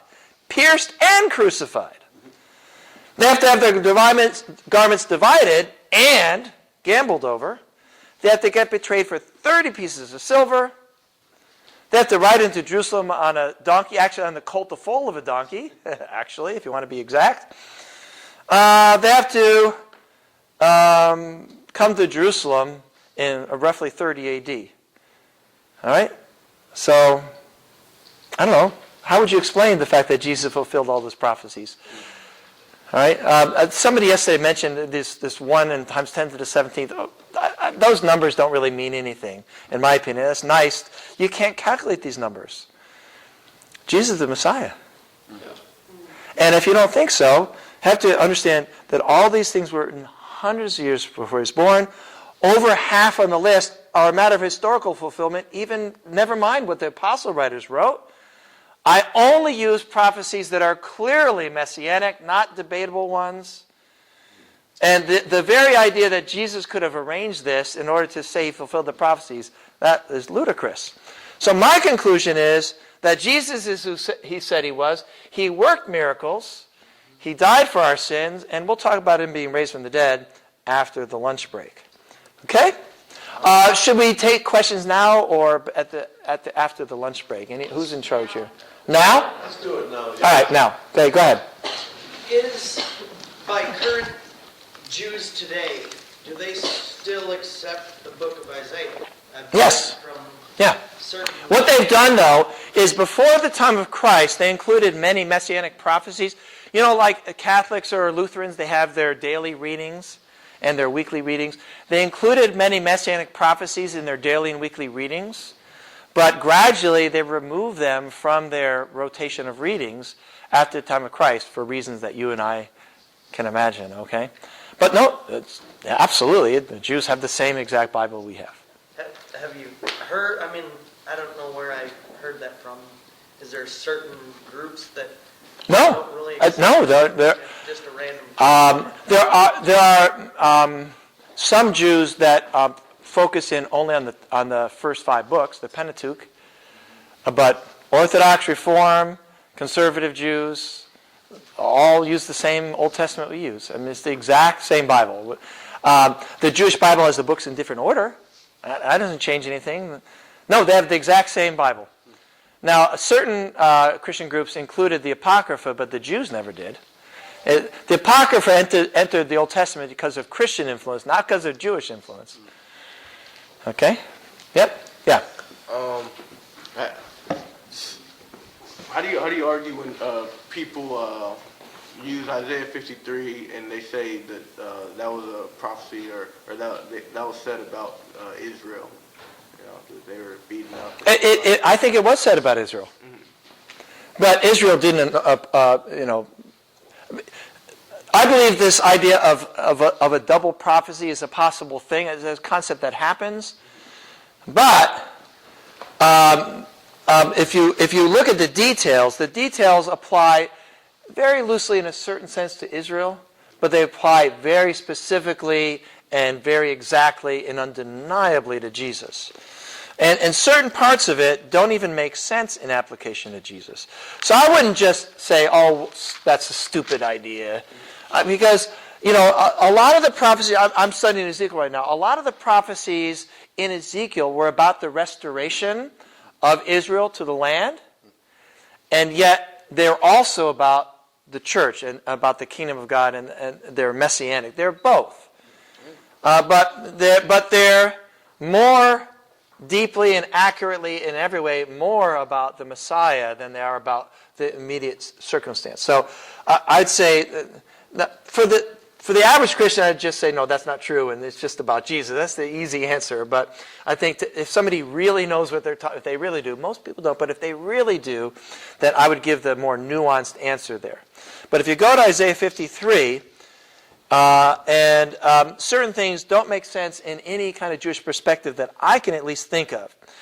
All right? For he bore the sins of many and made intercession for the transgressors. How could that be applied to Israel? It just doesn't really make any sense. All right? Is it true that Israel was silent when accused? Not that I know of. Maybe. Was Israel pierced for their transgressions? Okay, I could see that. So I think that as a foreshadowing, which is something that's all over the Old Testament, things that happened in the Old Testament to the Jews were, in a sense, a prefiguring or foreshadowing of Jesus. So I wouldn't completely deny the idea. They'll also say the virgin will be with child. They'll say that's about Josiah's son. For all I know, it could possibly have been a prophecy that Josiah's wife would have a male child. It's possible. But one thing I know is his son was not everlasting Father, mighty God, Prince of Peace. So the concept of double prophecy I wouldn't completely reject, but the bottom here's the typical. Those who want to ignore this, what they'll refuse to do is look at the big picture. They simply won't do it. So for example, I go back to this slide that's not up there, but if I go to this slide, they have to be born in Bethlehem, blah, blah, blah, rejected by men, signed before accused, pierced, crucified. That whole picture, they'll just, That's the only possible response. So really, all they can really do is take each one at a time and try to cut that one apart.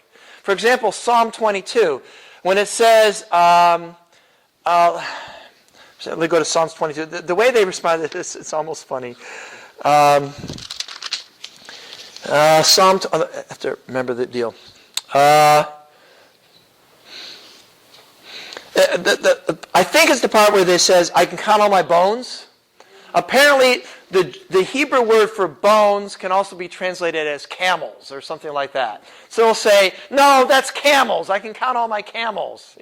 And they do kind of stuff that for anybody doing any reasonable kind of hermeneutics, you go, oh, come on. If a Christian scholar was trying to interpret this thing and doing sort of totally taking something out of context, we'd laugh at it. But skeptics do this, and I guess they get a break or something like that. So what they'll do is they'll take each one at a time and try to explain that one away, ignoring the fact that they have to actually explain 20 different things away, all at the same time, all reasonably. And at that point, their arguments just don't work. So that's the typical reaction to the messianic prophecies, is to refuse to even consider the possibility that we have to look at them as a whole. That's what Jesus said. He said, in Luke 24:44, he says, I fulfilled all of them. And so what Jews will typically try to do is they'll say, well, he didn't fulfill this one. He didn't fulfill the one to bring peace to Israel. Oh, yes, he did. Oh, yes, he did. He didn't fulfill the one to have the lamb lying down with the lion. Oh, yes, he did. Look around the church right here. We got the lamb lying down. So that's another approach. They'll try to change the subject in a sense. They'll try to ignore all these things that Jesus fulfilled, and they'll try to find prophecies that he didn't fulfill. But the fact is, he fulfilled every single one of them, and they just misinterpret the meaning of the prophecy. All right? Because, of course, you're aware that the Jews expected their Messiah to come as a conquering warrior with armies, but that's a misinterpretation. Okay? Next. Yeah. Was kind of answered half of it, but I was going to ask, it's, to my understanding, Jews and Muslims both believe that Jesus wasn't the Messiah, but he was a great prophet. Jews don't believe that at all. Are you I kidding? don't think he existed at all. No, they think he was an enemy, a liar, a worker of false miracles. No, they do not believe he's a prophet. Okay. Now, the Muslims claim he's a prophet. Right. But Jews certainly don't. Far from it. I guess the question I have is then I'm assuming they ignore Christian texts. Yes. And there's the few historical texts that is written out this time. I mean, I guess where else, are there any other sources where they get okay, he was a person and he did these things? Well, their source is called the Quran. Okay. So the Quran, Muhammad was fairly well, I would say Muhammad was moderately well acquainted with Judaism. And if you read the Quran, you can see that right away. And he was very peripherally aware of Christianity. And there was a large Jewish colony living in Medina. There were Christians in Arabia at the time of Muhammad, but apparently there were few, if any, in Mecca or Medina in the immediate area. And down in the southwest corner near what we call Yemen, there was a fairly significant Christian population there. And so his knowledge of Judaism was moderate. His knowledge of Christianity was just, it was mainly of a corrupted kind of Christianity. So his view of Jesus, he has Jesus working miracles as a baby. That's kind of from the apocryphal Gospels and that kind of stuff. So the reason that Muslims say Jesus was a prophet is because they have no choice. Otherwise, they have to reject the Quran. All right, now they're in a spot here. The Muslims are in a big spot because if Jesus is a prophet, then we obviously have to believe what he said. Right. And then if you read the Gospels, what he said, then you can't possibly be a Muslim, that's for sure. So they absolutely have to reject the New Testament. All right? So probably Muslims spend more time trying to disprove the New Testament even than typically atheists and other skeptics. All right? Now, their treatment tends to be extremely shallow, and it's interesting because they'll say Muhammad is the fulfillment of Deuteronomy 18. They'll say Muhammad is the fulfillment of John 15, which just doesn't make sense because their basic thrust is they try to disprove that the Bible is reliable.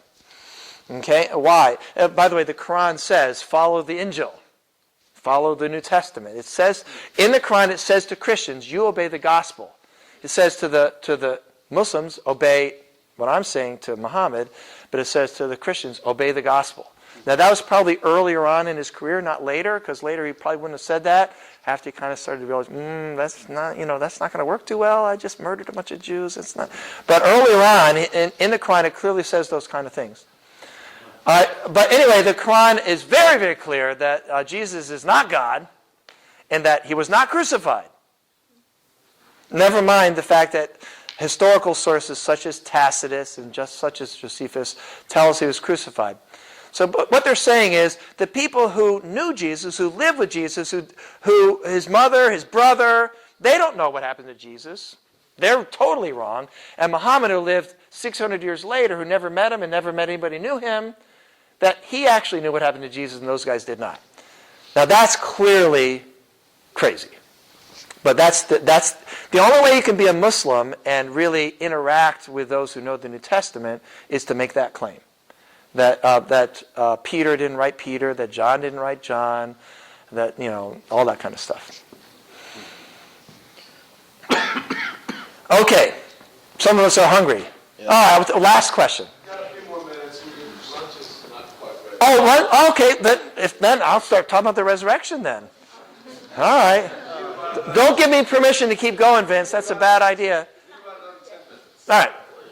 Go ahead. So, if the Jews don't even see Jesus as a prophet and they have the same Old Testament as us, I was wondering what's their reason for not sacrificing anymore? The reason they don't sacrifice anymore is because they don't have a temple. And despite certain right-wing religious Christian groups saying that the temple is going to be rebuilt, that's premillennialism. Don't even go there. Problem with that is you'd have to tear down the Al-Aqsa Mosque. Good luck with that one. All right. So the temple was destroyed in 70 A.D. And then there's the Bar Kokhba rebellion in 130-something A.D. At that point, see, after the destruction of Jerusalem in 70 A.D., basically the city was leveled, the temple was destroyed, no more sacrifices. The Jews kind of filtered back into Jerusalem. But after the Bar Kokhba rebellion in the 2nd century, the Romans kicked all the Jews. There were no Jews at all in Jerusalem for a time. They did filter in some later. And so there was no way they could offer sacrifices. So they didn't. So then the next question would be, well, then how do Jews explain the fact that they don't offer sacrifices anymore? Well, you'd have to ask a Jew about that. But already by the time of Jesus, a significant portion of Judaism was looking not as much to the temple, but more to the rabbis and the synagogues and those kinds of things. So the Pharisees did not emphasize the temple so much because the Sadducees controlled the temple. So already the Pharisees were building a kind of Judaism that didn't rely on the temple as much as in previous times. So the transition to, not even relying on these sacrifices at all was not quite as ridiculously sharp as you might think. Because remember, the Sadducees controlled the temple. The Pharisees were not even involved in those things. Yeah. Did you just say you said that the mosque would have to be torn down? Al-Aqsa Mosque, which is right on the site of the temple. That's not the Dome of the Rock that that's not what the Muslims call the. That's the same thing. Same thing. Okay, got it. Yeah, sorry. That's Same thing. That Now there- cool-looking thing with the golden, yeah. That's, now, that's right on the site of the temple that, that Herod built. right. Yeah. Now there is some, just there is maybe some excavating going on. There's a lot there, yeah. What the Jews are trying to find, and then seems like among the Muslim community a fear that they're trying to collapse the Dome of the Rock. Yeah, I don't think the Jews are trying to do that. There's, in certain nationalities in the world, there's a more willingness to believe conspiracy theories. Certain parts of the world, I'm not going to name the countries and the places, but there's certain parts of the world that are extremely subject to conspiracy theories. And the people that you're mentioning are, if you go to that part of the world, you kind of go, seriously? All right? These are the same people that believe that the planes going into the World Trade Center, that was a American conspiracy. So, sure. I'm sure that conspiracy is out there. Does the Jewish government do some pretty underhanded stuff? Yes. I'm sure they're not trying to do that, though.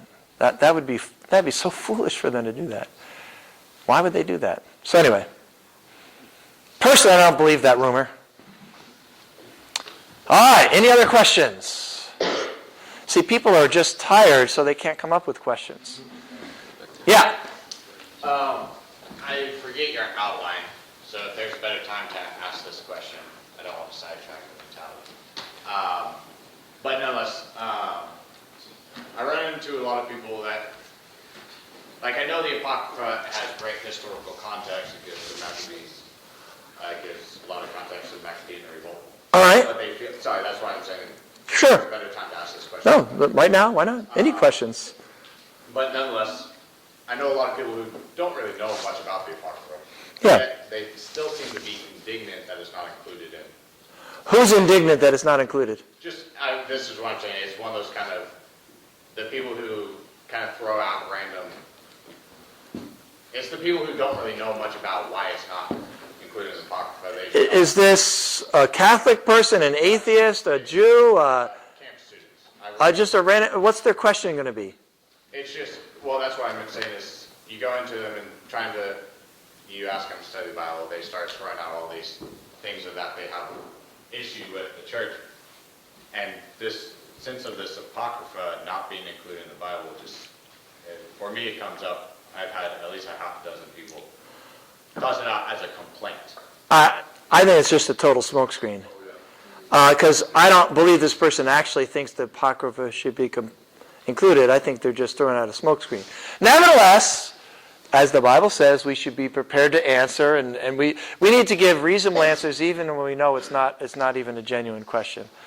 All right, so see, one person would use the Apocrypha as evidence that they were writing all this stuff. A bunch of it's just junk, so it's all junk, so obviously the Old Testament is junk. That would be the total opposite person than the person I think you're describing, who's saying your Bible's not complete because it doesn't have the Apocrypha. Okay? Yeah, again, I don't see too many of the, if those people are common, they'd be coming to my website a lot, so I'm having trouble figuring out who you're talking about. But let me try my best to answer that question. Okay, now first of all, my response to the canon is, the way I understand it is God used the Christian church, the consensus of the Christian church to establish the canon of the New Testament. And God used the consensus not of the Jews as a whole, but of the Jewish teachers and scribes to choose the content of the Old Testament. And what I can say, without a doubt, is the Jews never accepted those books. They never accepted any of those books. We have proceedings of their conferences in which they even raised that, and they were all adamant. They're all adamant. So there's no possible justification for including these books in the Old Testament. Now, the only people who did try to include them were the Christians. It wasn't the Jews, it was the Christians. And clearly Jesus did not consider them inspired because he never quoted them. In fact, none of the New Testament writers ever quoted any of the Apocrypha The only exception is Jude, who quoted not one of the Apocrypha, the additions to the Catholic Bible. He quoted 1 Enoch, which is not even in the Catholic Bibles. It's in the Coptic Bibles, not in the Catholic Bibles. So clearly the apostles and Jesus did not consider these canonical. However, by as early as the 2nd century, some of the church fathers were starting to use Wisdom of Sirach, Judith, these Maccabees and all that kind of stuff. If you look at these things, you can see why, because for example, there's I believe it's in Ecclesiasticus, there's a statement that sins are atoned for through almsgiving, things like that. Yeah, so it was the early church. By the 4th century, the church as a whole had accepted these books and were using them. Not part of the New Testament, obviously, part of the Old Testament. And so that's how this came into place.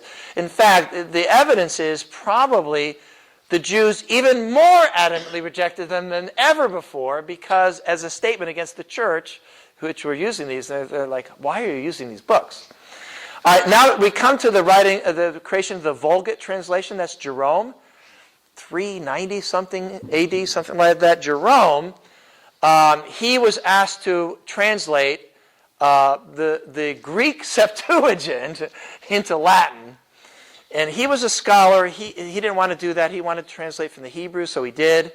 He was a pretty good scholar. He was kind of a prideful, angry type guy, but he was a great scholar. And so basically, he rejected all these books. Not just because the Jews didn't accept them, but because of the evidence from the books themselves. The quality of them, the fact that they weren't even originally in Hebrew. They were either originally in Aramaic or Greek. So on several grounds, he wanted to exclude them from the Old Testament. Unfortunately, the church as a whole refused to let him do that because they've been using it. The church fathers have been using it for a long time. So it entered into the Catholic Bible. The Vulgate translation became the Bible of Western Christianity indefinitely. All right, and anyway, the Coptic Church accepted slightly different list of books. The Orthodox Church accepted a slightly different list of books, but all of them included some of what we call the Apocrypha. All right. Anyway, you can read them for yourselves. If you want to just read Tobit, you kind of go, okay. Read 2nd Maccabees. At the end of 2nd Maccabees, he says, I haven't done a very good job in my history there, and sorry about all my mistakes, but I did the best I could. But anyway, here it is. All right, can you imagine that at the end of 2nd Chronicles? I mean, seriously. Now, there are varying qualities. In my opinion, as you alluded to, you obviously know more than probably even most people about the Apocrypha that are here. You alluded to the Maccabees. 1st Maccabees is first-rate history, unlike 2nd Maccabees. And for all I know, 1st Maccabees might even be inspired by God. Did Paul write any other inspired letters? I'm sure he did. I'm sure he did. But they're not in the New Testament. And at some point, I have to kind of go, all right, I personally believe God's in control of things. Now, he doesn't force everybody to do everything they don't want to do, but there's certain things I believe by faith that God clearly kind of influenced. And that would include what ended up in the Old and the New Testament. So that's a faith issue. That's not an evidence issue. So I say, whether 1st Maccabees is inspired or not doesn't really matter that much to me. Not really. It's a cool book. I read it. I believe it's accurate history. And I do believe it tells us something about what God was doing at that time. But then you read Ecclesiasticus, Wisdom of Sirach, and you kind of go, I don't know about that. There's talk about women not being so great, and there's some clear false doctrine there. Okay?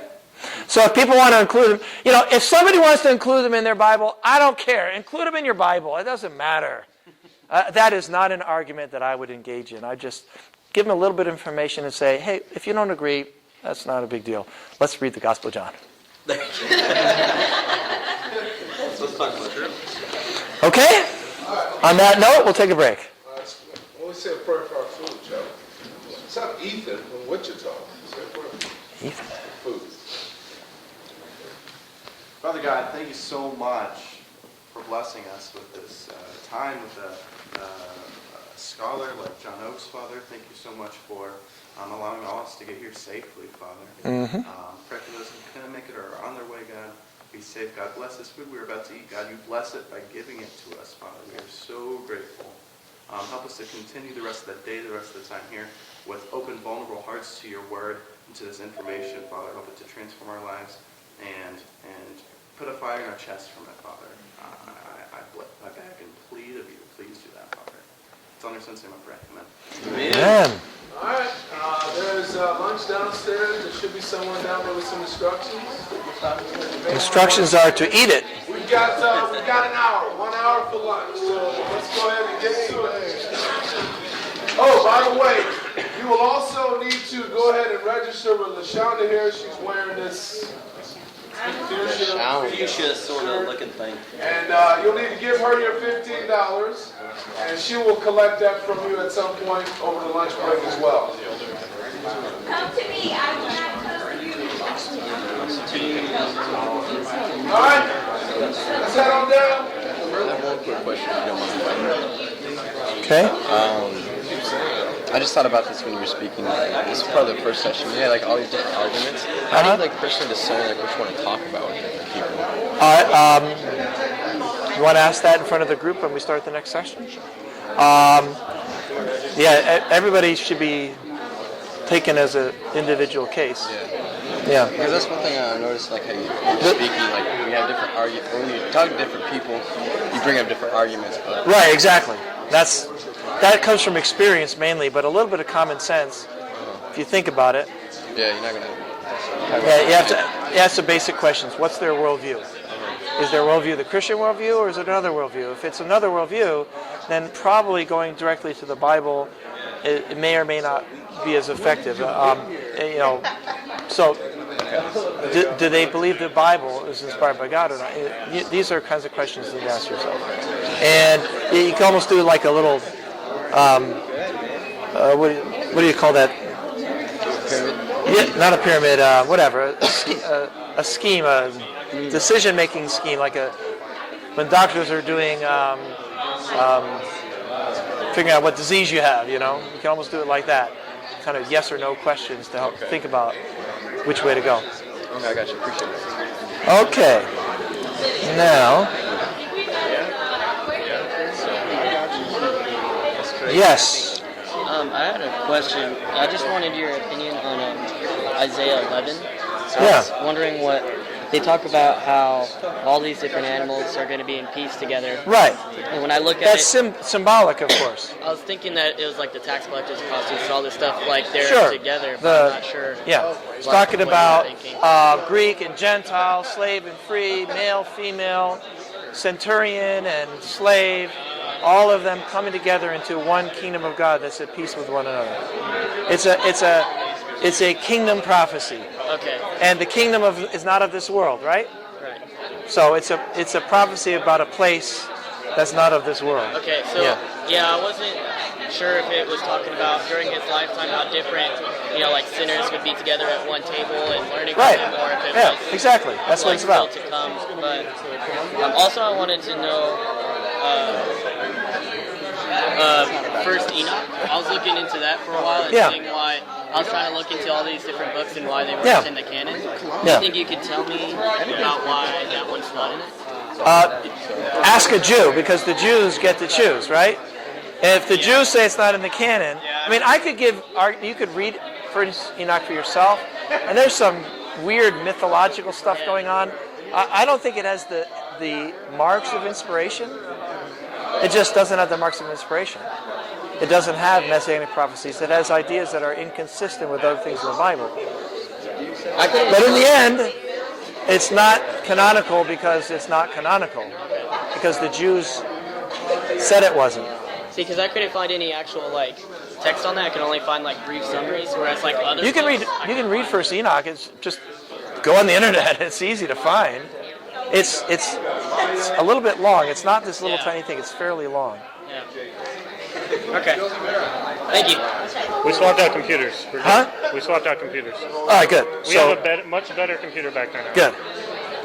Perfect. That's the best. It's not a $200 Acer. Yeah. I know you're being ambushed right now. That's the book from Michael Burns. Okay, great. So. Yeah. I've actually seen an unprinted version of this. Oh, yeah? Yeah. Okay. Yeah, he Great. wanted to give it to you, so. How does he?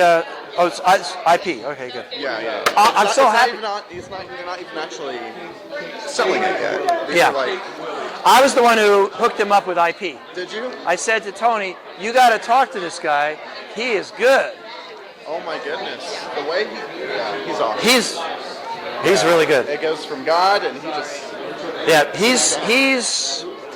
People need to find out about him.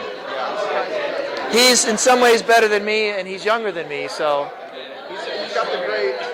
Well, he calls himself a high school teacher. Yeah, it's funny because I was in Milwaukee when he was there, and I substituted for his class one time. Did you really? He was teaching in the school for crooks and criminals. For crooks. Really? Yeah. It was an inner city school, wasn't it? Yeah, but it was a school they brought the bad kids from the inner city schools to. That's where he taught. He didn't tell me that part. Yes. It was like, it was a zoo. So I taught his class one time. I did a thing on Christian evidences with him. Really? That was kind of fun. It was a Christian school, right? I don't think so. It wasn't? Well, maybe not the way. I don't think so. It was almost like one step short of juvenile court school. Really? Oh, okay. Well, I didn't know if you could teach that. I mean, like. Yeah, you could. Apparently. He pulled it off. I did it.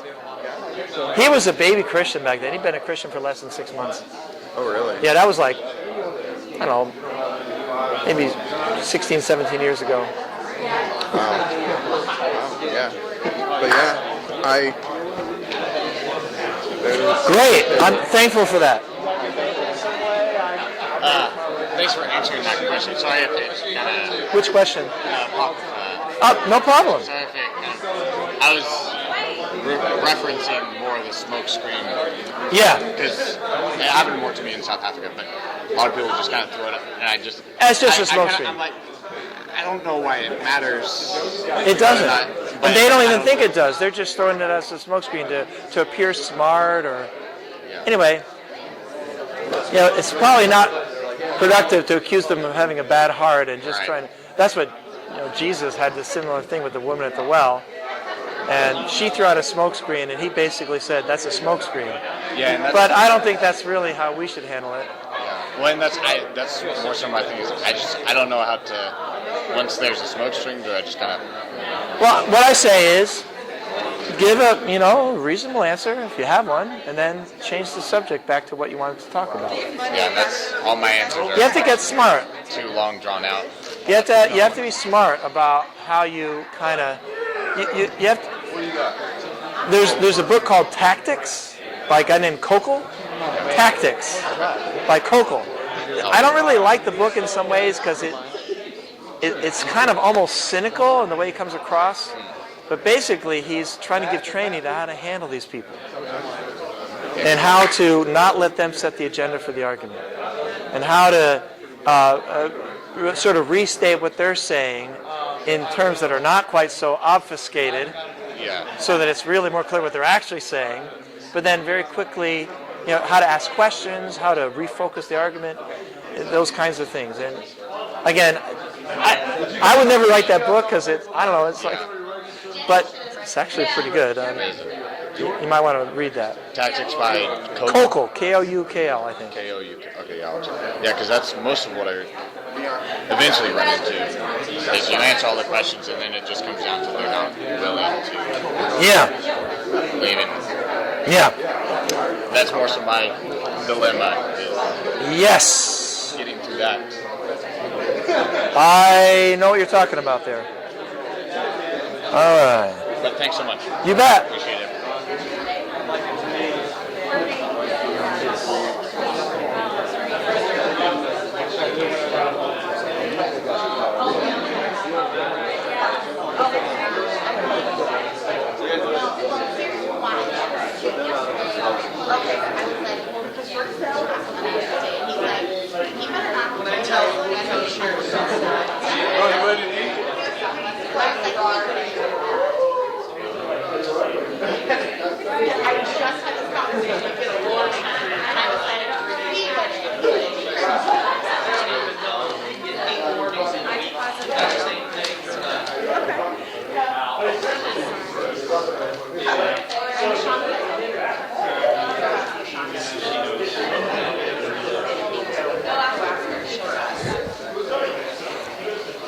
enjoying your And make class? sure that I'm ready. Yes, I'm enjoying doing it so far. All right, I have to tell you what the next lesson is going to be.